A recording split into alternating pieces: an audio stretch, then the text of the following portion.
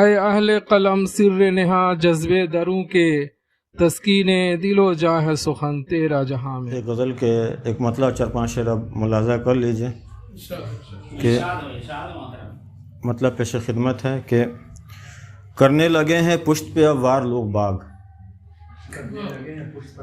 کرنے لگے ہیں پشت پہ اب وار لوگ باغ، کیا کھو چکے اب اپنے سب اقدار لوگ باغ، کرنے لگے ہیں پشت پہ اب وار لوگ باغ، کیا کھو چکے اب اپنے سب اقدار لوگ باغ۔ اور شعر ملاحظہ کریں کہ ہم نے انہی کو میل کا پتھر بنا دیا، ہم نے انہی کو میل کا پتھر بنا دیا، جو بن رہے تھے راہ میں کوہسار لوگ باغ، ہم نے انہی کو میل کا پتھر بنا دیا، ہم نے انہی کو میل کا پتھر بنا دیا، جو بن رہے تھے راہ میں کوہسار لوگ باغ۔ اور جو مل رہے ہیں ان سے تعلق نہ توڑیے، جو مل رہے ہیں ان سے تعلق نہ توڑیے،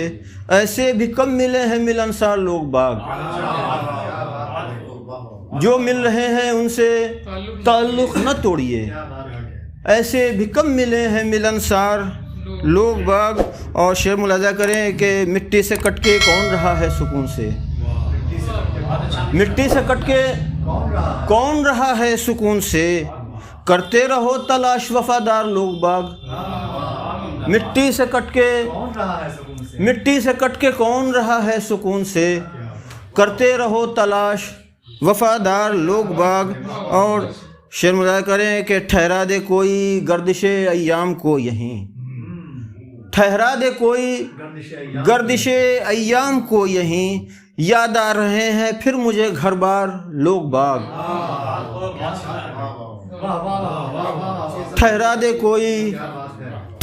کوئی گردش ایام کو یہیں،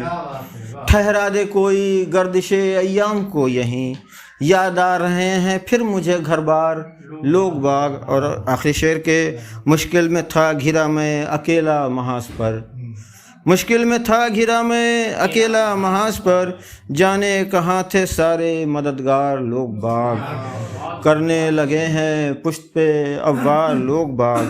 کیا کھو چکے ہیں اپنے سب اقدار لوگ باغ۔